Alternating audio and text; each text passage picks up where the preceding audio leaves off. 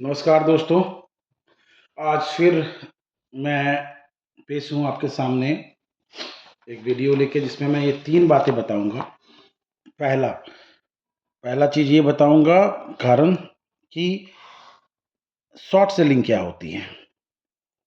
Short selling क्या होती है। दूसरा बताऊँगा कि लॉस जनरली लोग जो करते हैं मार्केट में, वो 1-2 रीज़न बताऊँगा क्यों लॉस ज़्यादा होता है।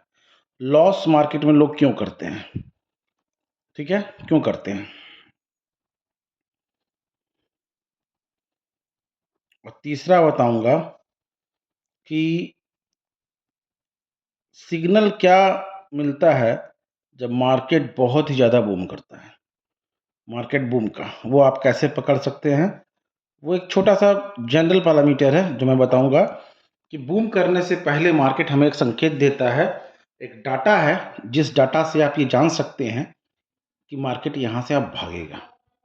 ये तीनों चीज़ इम्पोर्टेंट है। वीडियो पूरा देखिएगा, स्किप मत कीजिएगा। एक-एक करके मैं तीनों बात को बताऊँगा कि शॉर्ट सेलिंग क्या होती है। दूसरा, मार्केट में लॉस जनरली लोग जो कर रहे हैं, जिनका आप देखोगे 2 लाख 5 लाख रुपए डाले हैं, वो पूरा का पूरा कैपिटल साफ हो गया धीरे-धीरे करते-करते। तो वो जो है रीज़न क्या है, और तीसरा कि सिग्नल हमें मार्केट क्या देता है जब वो बूम करता है तो। तो पहला, शॉर्ट सेलिंग क्या होती है?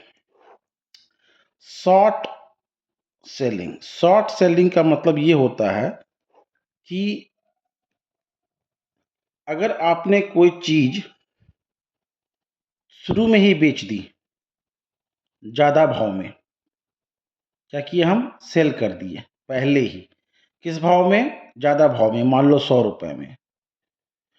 और फिर कुछ दिन बाद हम उसी चीज़ को हम बाय कर लें, किस भाव में? कम दाम में, मतलब 80 रुपए में। तो हमें होगा प्रॉफ़िट, हमें होगा प्रॉफ़िट। और इसमें ये होता है कि हम शेयर्स को बोरो कर लेते हैं।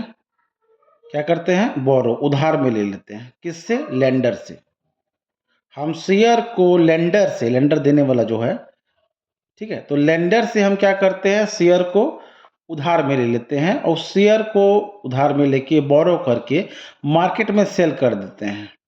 जब हम शेयर्स को सेल कर देते हैं किसी हाई प्राइस पे, क्योंकि हमें ये लगता है कि आने वाले समय में शेयर के भाव गिरेंगे, तो अगर हम उसको हाई प्राइस में सेल कर देते हैं, हाई प्राइस में, ठीक है, और कुछ दिन बाद हम उसे फिर बाई कर लेते हैं लो प्राइस में, ठीक है, तो हमें प्रॉफिट होता है। इसे ही कहते हैं शॉर्ट सेलिंग। कहने का मतलब है, हमने एक लेंडर है, लेंडर से हमने शेयर्स को बोरो कर लिया, हमने शेयर्स को बोरो करके उसको सेल कर दिया मार्केट में। सेल करने के बाद मार्केट में कुछ दिन बाद हमने उसी को मार्केट से बाई कर लिया, और फिर हम उस मार्केट को बाई करके प्रॉफिट बुक कर लेते हैं, और प्रॉफिट बुक करके जो शेयर्स हमने इस लेंडर से लिए थे उसको वापस कर देते हैं। This is called short selling. अगर समझ में ना आ रहा हो तो एक छोटा सा कहानी सुनाते हैं। कहानी से आपको बेहतर समझ में आएगा। कहानी ऐसे समझिए कि सपोज कीजिए कि अ, एक 2 किसान हैं।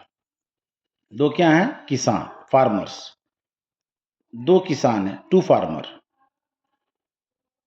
ठीक है? या गोल्ड है, चलो यही सुनाते हैं। 2 किसान हैं। एक किसान ने कहा, रामू है एक किसान का नाम, एक किसान का नाम अमित है, ठीक है? रामू ने कहा अमित को, क्या कहा? अमित भाई, ऐसा करो कि हमको तुम 100 किलो चावल दे दो, ठीक है? रामू कह रहा है अमित से, रामू भाई तुम्हारी इस बार खेत में फसल अच्छी हुई है, चावल बहुत उगाए हो, हमको ऐसा करो 100 किलो चावल दे दो, अगले साल या 6 महीने बाद या अगले साल तुमको लौटा देंगे 100 किलो चावल। 100 किलो चावल अभी उधार दे दो, हम तुमको अगले साल 100 किलो चावल लौटा देंगे, या 6 महीने या बाद या कुछ दिन बाद लौटा देंगे।